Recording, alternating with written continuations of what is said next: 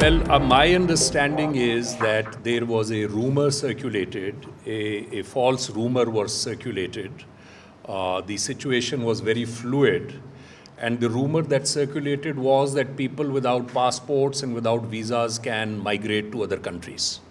So if you look at the video very closely, you will see that there is a lot of youth which is running around the tarmac. These are young teenagers. Perhaps not very highly educated teenagers. It is a very tragic occurrence. I feel that the loss of those 3 lives, those 3 young men who fell out of the planes, it is a very sobering moment for every human being. Of course, our hearts go out to their families, and we pray that Allah may rest their souls.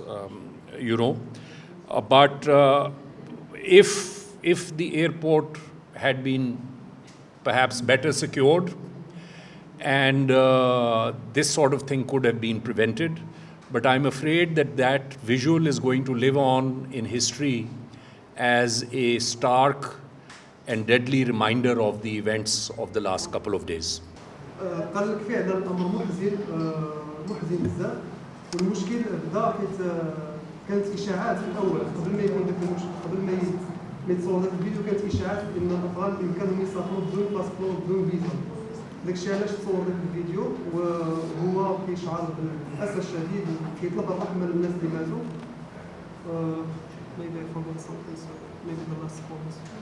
No, I'm just saying that the last part is that I understand that now the US government, which has sent in some troops, they have secured the airport to make sure that nothing like this happens again.